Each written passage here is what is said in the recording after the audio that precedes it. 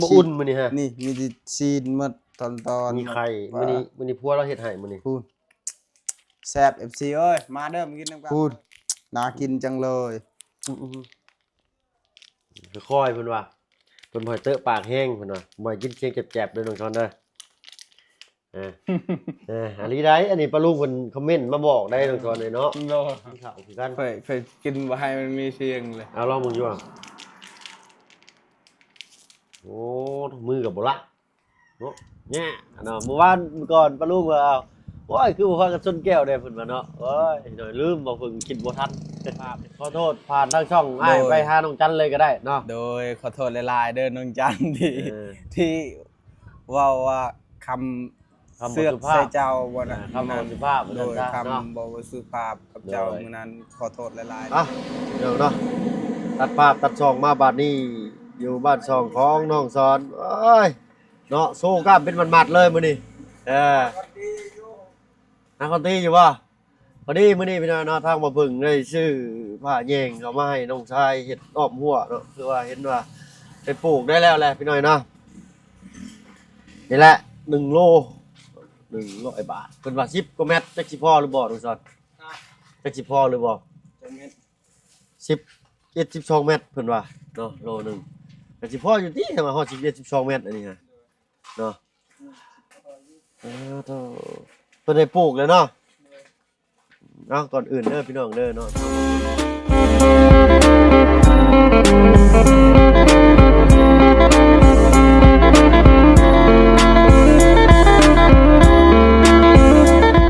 กับทักทายสบายดีผู้ใหญ่ใจดีและ FC เบิดทุกท่านที่เข้ามารับมาชมช่อง YouTube บ่เพิ่งเคยหลายคือเก่าพี่น้อยเนาะบ่ว่าฝั่งไทยฝั่งลาวและก็ทั้งฝั่งต่างประเทศก็ยินดีต้อนรับเข้าสู่ช่อง YouTube บ่เพิ่งเคยหลายเช่นเคยพี่น้อยเนาะมื้อนี้อยู่เปิดคลิปเปิดภาพมาอยู่บ้านช่องของลงซ้อนพี่น้อยเนาะเอ้าก็เดี๋ยวสิโชว์ซิกแพคอย่าโชว์หลายบ่ซ้ายฮอดซ้ายแล้วเอาได้ยับเข้ามาอีกบ่หรือว่าสำเก่าได้ยับเข้ามาอีกหน่อยนึงเนาะหน่อยเนาะฝนตกเบิดคืนเลยเมื่อคืนนี่ก็ได้จนฮอดยามมื้อเช้าก็ยังบ่เช้าหยุดตกอยู่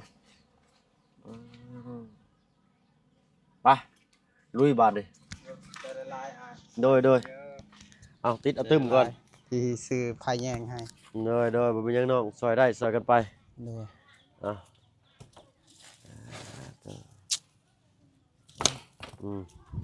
เห็นอะไรบาดนี่เอากล้วยคือสิฮักลงชั้นน่ะนะบ่เสียดายบ่ดิ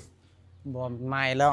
บ่ได้เสียดายนะสิปลูกผักเสียดายต้นกล้วยอีกโอ้เสียดายกล้วยเด้กล้วยมันแก่แล้วบ่ลุงชอนน่ะนะอ่อนโอ้คือบ่ปะมันแก่ก่อนจังตัดลงเนาะอุ้ยมันแก่ผักเฮาก็มันบ่งามแล้วบ่มันสิกินได้บ่ล่ะบาดนี่ไม้แล้วครั้งนึงกินได้คือกันโอ้เสียดายดิพี่น้อยเนาะกล้วยอันนี้กล้วยหอมจับบ่จักกันคือบ่ตัดครึ่งกันนะเนาะ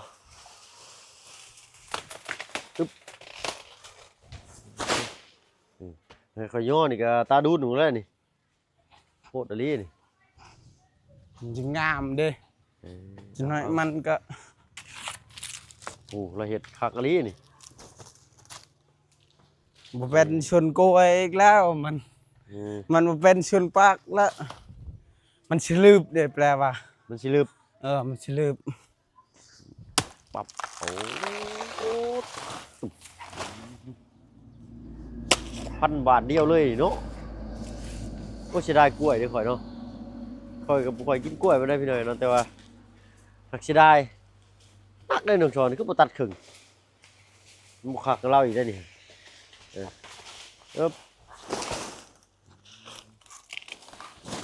เห็นงามเด้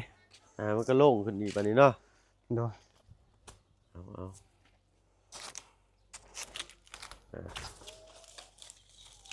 เอาผ้าเรานี่ใส่สำหรับเกาะใบกล้วยโดยเฉพาะเลยแหละฉันอย่างนี้เนาะผ้าเขาเฮ็ดเวียกมันก็แบบนี้แหละเกาะหญ้าเกาะยังก็ได้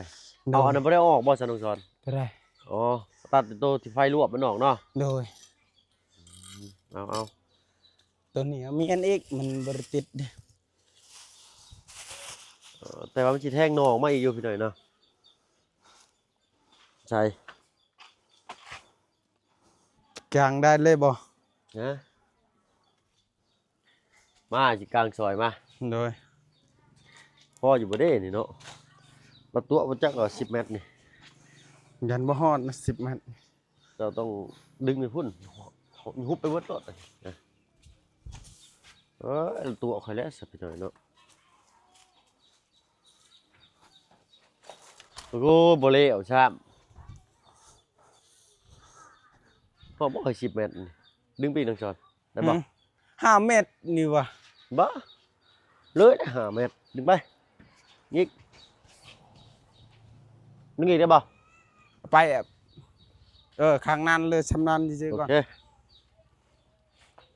ให้มันแข็งเลยเด้อ หืม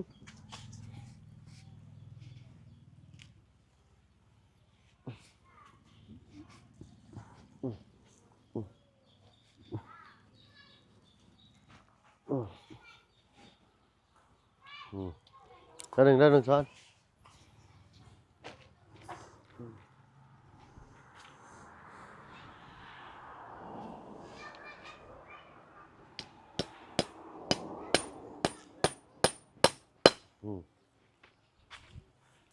ใช้ฮอดใช้หนึ่งช้อนนั่นบ่ พี่ เอานี่ออกบัดเอานี่ไอ้สิจับให้ปูมาบ่พอซ้ำเหอะจับห่างก็ได้เดี๋ยวยืมตอกมันถึงช่องสั้น ช่องสั้นบ่ ยังบ่รูดนั่นละปรับหมักซิบเลยโอเคนี่2 ดอกอันนี้ดอกหนึ่งดอกลุ่มน้ำ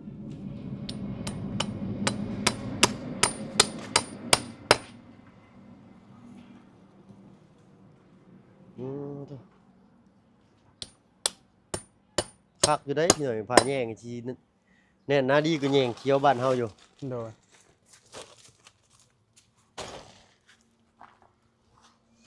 ไม่หยิบมือให้สิจับให้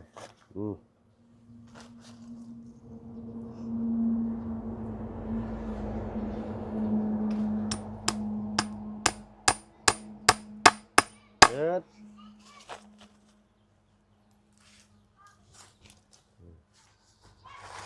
อันนั้นตอกลุ่มเทิงก็ได้เนาะ โดยช่องดอกชื่อพ่อ ลุ่มเทิงกับพ่อแหละนะคือเขาอยากลื้อบอกพ่อทำผิดเลยเนาะเด็บนี่เยี่ยมตอกลุ่มก่อนก็ได้ลองช้อนให้มันชิดกับต้นดินให้ไก่รอดเขาแย่งข้าวดิคากเลยเนาะถ้ามาเบิ่งก็เห็นแต่แย่งเคียวบ้านนะชื่อเมื่อครั้งนั้นครั้งนี้กันเนี่ยน่าดีเลยนี่ปับเยี่ยมต้องเอาไม้มาซักลงอีกได้นี่ มันดินฝนตกเด้คูลามเลยครับปลูกนั่นมันดินมันลงติ่งไปติ่ง นี่ได้ใช่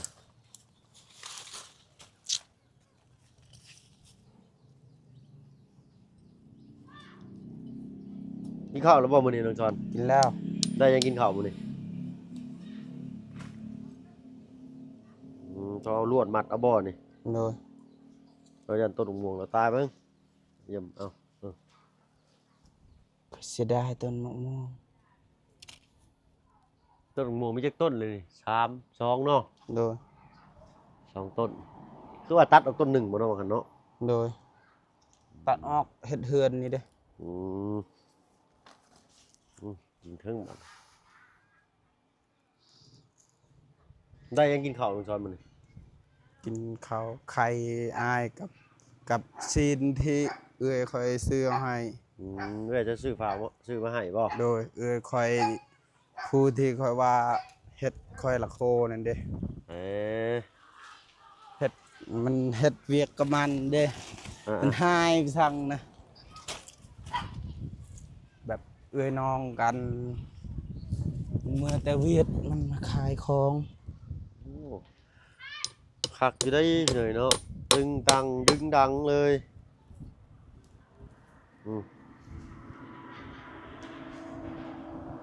เช้านี่เน่นคักอันนี้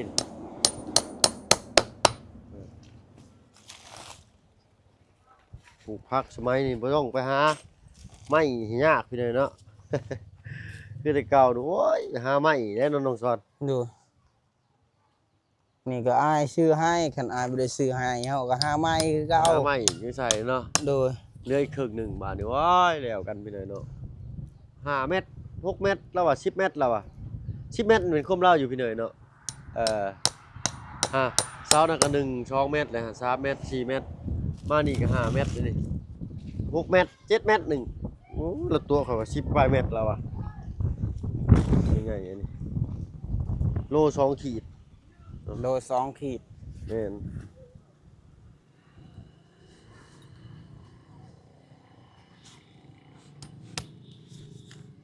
เดี๋ยวสิไปเบิ่งมาอีกก่อนพี่เนยเนาะบ่ไล่แล้วว่าสิซอยกันคนละโลแล้วว่า โดย แต่เพิ่นยังบ่อยู่ก็สิได้จัดก่อนเพิ่นแล้วสนับพี่น้อยเนาะ65,000กับ100 บาทพอดีคุ้มบ่พี่น้อง100 บาทซั่นทางบ้านเฮามันก็แพงกันทางว่าเนาะ อยู่บ่ได้แพงนี่เฮา แต่ว่า แพ เฮา งได้นี่ได้ เพราะว่า65,000นี่คือว่าบ่แพงกันตีเป็นเงินบาท100 บาทนี่คือว่าแพงกันพี่น้อยเนาะเฮ็ดบาทนี่ต้องเอามาอีกโลนึงนี่ฮะ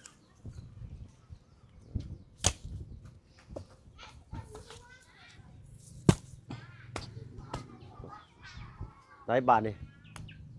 โดย มีแต่มื้อแรง โดย เนาะเอาสำนีไปก่อน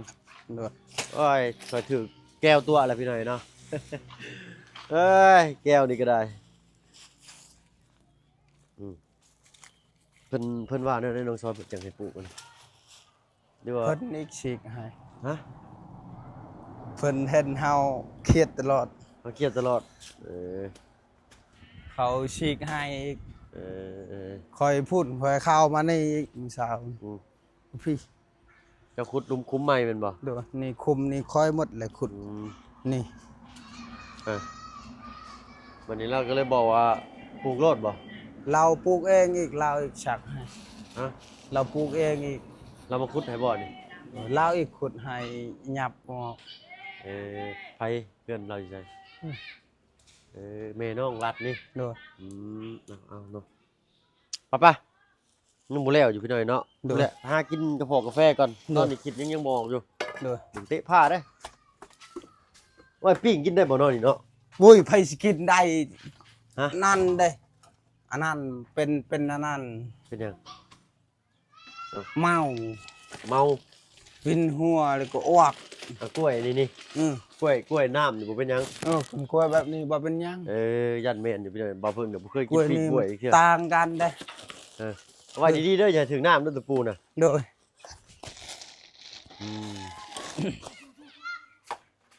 ได้มันอยู่บนเช่าโอ้ต้องหูเท่าน่ะมีคนหลักกินกล้วยแล้วแหละลูกหนึงนั่น โดยหมดแล้วเขากินจักไผ กล้วยไผน่ะ กล้วยแม่เฒ่าหั่น มีคนหลักกินกล้วยแล้วพี่น้อยเนาะเขากับหมูกล้าหลักเลยเขาก็ได้ กินแล้วข้าวเจ้า กินแล้ว เกิดว่า นี่มากินมานี่ฮะ พุ่นมีทางเบาเสียงเอาให้ จังห่อ จัก4-5ห่อหั่น สี่ห้าห่อเนาะมื้อน่ะเบิดได้บ่มีมื้อน่ะแบ่งกันเนาะ เลย เจ้า นี่น้องเอื้อยคอยอยู่บ้านพลองซื้อเอาให้กิน พาคณะ โดยเราเมื่อแต่เวียดไปขายหน่อไม้ เลย ก็เลยเราแวะหอข้าว เมื่อวานนี่เนาะมื้อก่อนเด้เนาะมื้อก่อนอยู่ที่นอนผู้บ่าวพี่น้อยเนาะเราก็ยังเก็บไว้ท่าอ้ายคือเก่าเนาะเราก็บ่ปูนอนได้เราก็ได้เสื้อสีแดงๆนี่ก็ได้พอดีมื้อนี้อ้ายซื้อขจีมาอีกคือเก่า โดย ไปน้ำห้อนหรือบ่มาพี่หน่อยเนาะไอ้ย่ำว่ามุมเก่ามุมเดิมพี่หน่อยเนาะพายได้ใส่เสื้อเบาจันนี่มันนั่นรถ เหมือนตาโคลกโลด ตาโล ตาโคลกแล้วเวียก ดูทุกคนเพิ่นว่านี่ลองเบิ่งอยู่นี่ กิน จักมื้อเรากินนี่3มื้อเด้เนาะ โดย เอ้า แซ่บบ่กินแต่เครื่องอายตลอดเอ้ย กินแล้วนะอันนี้เลยกินรถ โดย ถ้ายังบ่มีเดี๋ยวก็พากันอดได้เจ้าข่อย เดี๋ยวนั้นได้อยู่กับมันนะเออ มันบ่อุ่นมื้อนี้ฮะ นี่มีแต่ซีนหมดตอนๆ มีไข่มื้อนี้พัวเราเฮ็ดให้มื้อนี้ พูดแซ่บ FC เอ้ยมาเด้อมากินน้ำกันเด้อพูดน่ากินจังเลย ค่อยๆเพิ่นว่าเพิ่นบ่ให้เตอะปากแห้งเพิ่นว่าบ่ให้กินเสียงแจบๆเด้อน้องชอนเด้อเออ อันนี้ได้อันนี้ปลาลุงเพิ่นคอมเมนต์มาบอกได้น้องชอนเลยเนาะ โล เราต้องกินเสียงเบาๆตัวได้ปะนี่ก็ได้เราต้องกินเสียงค่อยๆบ่ต้องให้มันแจบๆแห้งกินข้าวคือกัน เคยกินบ่ให้มันมีเสียงเลย เอาลองมึงอยู่อ่ะโอ้มือกับบ่ละเนาะ แบบแล้วธรรมดา ธรรมดาบ้านเฮาเนาะ แบบเขาให้เรื่องงานคือกันหมู่หลายคน เออ บ่ได้ติหาแบบคนอยู่ธรรมชาติ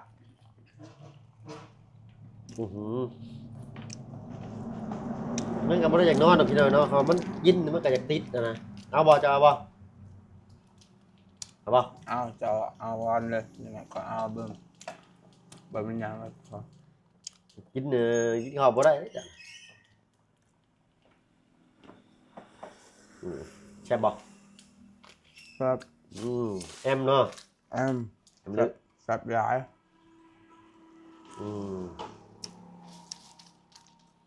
กิน3มื้อติดเลยกินข้าวจีกับนั่นนี่นะกาแฟนี่เมื่อวานนี่อ้ายเนาะพอดีมี FC เพิ่นคอมเมนต์เข้ามาหรือว่าแชทเข้ามาว่ามื้อนั้นจะฮู้ว่าจะเว้าหยังมื้อน่ะ โอ้โห ในความเป็นน้องเพิ่นบ่ฮู้อะพี่น้องเนาะแบบบ่ฮู้ความหมายเนาะโดยเฉพาะที่มาทำมาเว้าสิฟังเนาะ คือแบบเฮาส่วนหลายคนลาวมักยอกันเด่นเขาว่าใส่น้องจันเด้นั่นเด้ช่วงกินข้าวนั่นแม่นบ่ แม่น ข่อยงูอยู่ว่าข่อยผิดแล้วตัวนี้ มันต้อง แบบเฮาคนลาวบ่ได้ผิดกันเฮาก็ขอโทษขออภัยนำหลายๆเด้อ โดย FC ทุกคนเด้อขอโทษหลายๆเด้อ น้องเพิ่นอาจสิบ่เข้าใจความหมายคักนะพี่น้อง โดย เนาะขอโทษขออภัยนำ โดย เมื่อวานนี้น้องซอสเพิ่นไปหาน้องจันอยู่พี่น้อยเนาะก็มื้อใดมีโอกาสไปอีกก็ไปขอโทษน้องเพิ่นเนาะน้องเนาะ โดย ขอโทษน้องจันเพิ่นแหละ บ่หาคนลาวมักหือจอกหนึงแบบบ่ได้หาบ่ได้หยังแบบเฮาบ่ได้ผิดหยังเด้เฮาคนลาวเด้มื้อนึงยอกมื้อนึงเด้อ ทางบ้านนอกเพิ่นน่ะสิบ่คิดหยังบ่ได้พี่น้อยเนาะ โดย แต่ว่าคนฟังหรือว่าคือว่าแล้วเฮาบัดบ่ได้เว้ากันสองคนเด้ อืม มันนี่เพิ่นฟังหลายเด้น้องเราต้องระวัง มื้อหน้าไปแหละจะขอโทษแล้วเนาะ โดย โอเคกินมื้อใดก็แซ่บมันบ่ฮ้อนมันจะเค็มเนาะ แบบเฮาคนลาวเฮานึ่งจอกนึ่งเคยนั่นเด้อ แม่น ทุกคน แต่ทางบ้านนอกมันสิค่อนข้างเว้าแฮงนะพี่น้องเด้อ โดย อ๋อ เฮาบ่ฮู้จักว่าคนอยู่ไทยอยู่หยังแบบมันต่างกันเห็น แม่นนะ ยันเป็นกฎระเบียบของเขานั่น แม่นเพิ่น คำ พัง ว่า มันบ่ม่วนได้ เพิ่นพังแบบบ่ม่วนในฮู้เขาแต่ซุมเฮานี่ถือว่าคนยกเล่นเด้นั่นเด้ นั่นได้ซุมเฮาเด้บ่เชื่อถามรถหมู่เฮา นะแม่นอยู่พี่น้องเนาะทางบ้านเพิ่นสิเว้ากันแฮง เด้อยังรับประมาณนึงอย่างเงี้ยยกหมู่ ๆเว้าขอโทษขออภัยพี่น้องเนาะมันมึงกูหรือว่าอันมันนี่สิมีตลอด เด้อ คำเว้าทางบ้านนอกเพิ่นสิจังซี่ เด้อ แต่ทางบ้านเฮาโดยเจ้าข่อยเด้อ เฮาเจ้าข่อยสิบ้าน เด้อ ทางบ้านเราเพิ่นนะ แต่แกคอยบ่ฮู้อายนะก็ห้องอายมันตลอดเดี๋ยวนี้เคยแล้วห้องอาย ก่อนทางน้องซ้อนสิเอิ้นแต่มันนะมันนั่นเลยอ่ะ มันโมหูสิเด้พี่น้องเนาะเขาโดดเขาไว้ไม่ไรเพราะว่าทั้งนอกเพิ่นนั้นสิมาจังซี่ในหมู่บ้านเพิ่นน่ะนะ โดยหลายคนบ่แม่นว่าผู้เดียว เบิดบ้านว่าซั่นซะเนาะว่ามันแล้วก็มึงกูจังซี่นะก็ขอโทษขออภัยนำพี่น้องเด้อ บ่ แซ่บเนาะ บ่ แต่ว่ามื้อนี้มันบ่ฮ้อน บ่มีหยังคือกันครับ แ ถ้ามันฮ้อนมันสิกรุบกรอบกัน มือทีมงานมีไผเข้ามาในน้องสอนทราบเลยแม่นล่ะ ทางเบางังเบา บ่เสียงบ่ เบาเชียงเบาบุญ บ้า บ้าน น บ้า ป้าสองคนนะ เลยฮึบนั่นโต๊ะเฮียแล้วโอ้ย เสียดายเนาะซีนตอนมันใหญ่ ไข่ครับเมื่อไงไว้อึ้งเนาะผมมากินน้ำไหนเนาะเอาบ่ ๆได้แล้วไปอื่นเนาะ เราใส่พริกเผาน้อยมันนี่พี่น้องเนาะเฮียอีกเลย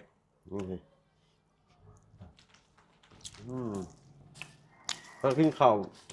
เฮียไปละจะได้ถ้ากินข้าวอิ่มกินข้าวไม่ได้พี่น้องแต่ว่าถ้าจะเพิ่มน้ำหนักมันกินพวกขนมปังข้าวจีไปแทน ให้ไม่แห้ง แม่นะ ให้มีกล้ามเนื้อเป็นมัด มีกล้ามเนื้อคือลงจอนนี่ เพื่อที่ให้ประสาวลงไลน์จากผู้ใดสิลงไลน์เนาะกีฬาก็กีฬากู จะลงไรแล้วป่ะ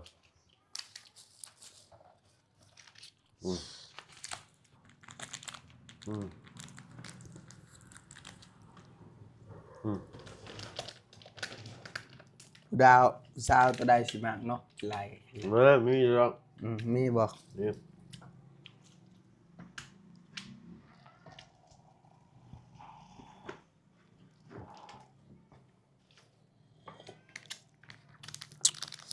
แก้วตั้งแต่อ้ายซื้อมาให้นี่ยังบุยไผใส่น้ำจังบ่จังมีแต่เฮากับเจ้าบ่จัง โดย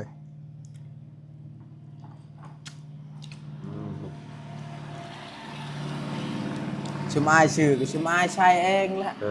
วันนอนนี่คือกันเบาทางเบาบุญมันยังเบาบุญนั่นน่ะเบาบุญสารวันซื้อให้ก็ชิมายใช้เอง นอนบ่ไว้ใช้เองพี่น้องเนาะว่างานกันข้างนอกเก็บรักษาไว้บ่ค่อยได้ใช้มันว่าใช้บัดแขกมาอยู่เฮือนอยู่ซ่านนำอยู่เนาะ โดย ชาวบ้านเขาจะเป็นซั่นนะ แขกมาเฮาต้องต้อนรับแขก เนี่ยล่ะ มาเล่นแมนอยู่บ้านเฮามันยังงามยังฮือเด้ มาทางอันญาน้องอินเตอร์ก็โทรมาซัดมาเป็นพี่น้องเนาะมาได้บ่เพิ่นว่าทางแม่บ่เพิ่นนี่แหละคือว่าไปได้เฮิงแล้วเพิ่นว่าเนาะจ้ะเนี่ยเบิ่งงานตื่นนี่ว่าสิได้เมื่อแรงนี่แหละฟังเบิ่งพี่หน่อยเนาะเสาเซลก็ยังสั่งเพิ่นอยู่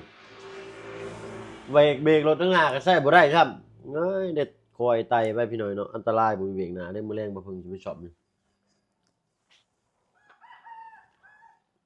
คือเบรกหน้าคือแบบกังวลนะย่าน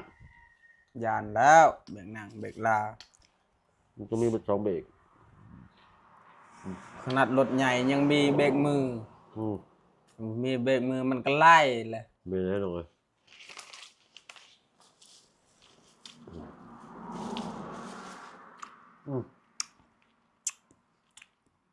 แซ่บอยู่เนาะ ใช่ ช้ามือกินข้าวจีกับน้องสอน เมายันเขาจีนี่จริง นอนกับข้าวจีเลย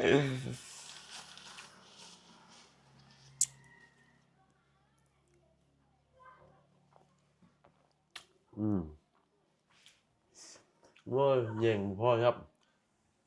คอยขุดสิขุดมื้อนี้เลย คุณนั้นพักบ่ ขุดเมียนลายแดงแล้วก็ใส่ คันฝนบ่ได้ตกเด้อฝนตกสักฟอนก่อน คนตกเอาคุดมันก็นั่นคือเขาต้องให้มันแห้งก่อนจะคุด โดย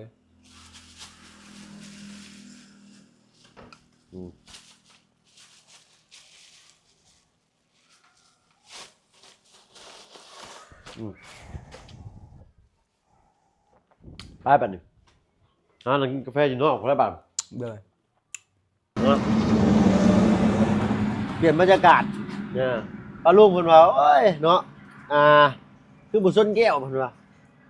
เนี่ยสนแล้วพี่น้อยเนาะมื้อนี้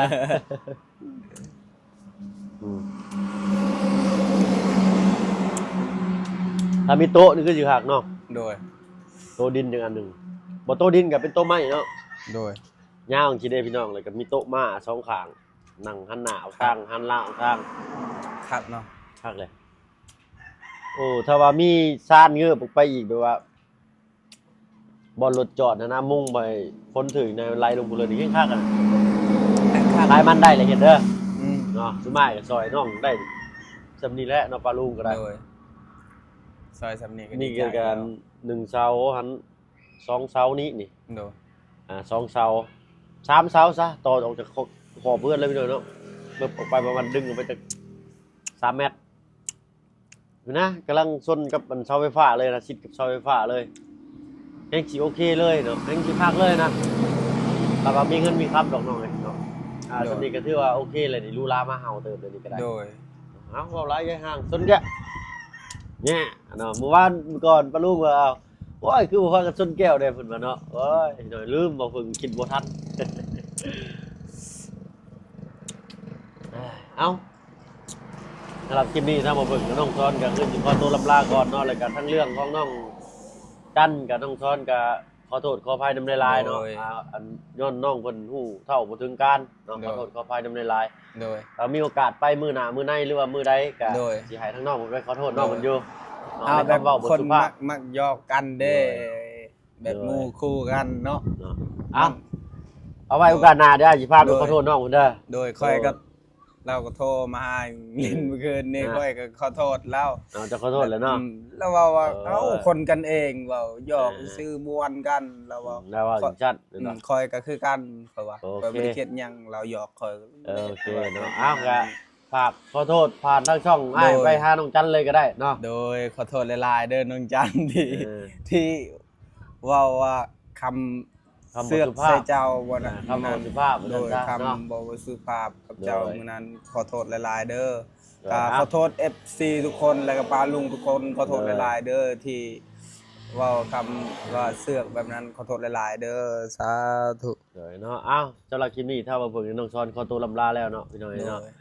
ย ยินดีมีแห่งบัจจุผู้ทุกคนที่เข้ามาหามาชมช่อง YouTube บ่เพิ่งเคยหลายคือเก่าเนาะ โดย เอาสบายดีจ้า โดย ไป สวัสดีเด้อ สุดเลย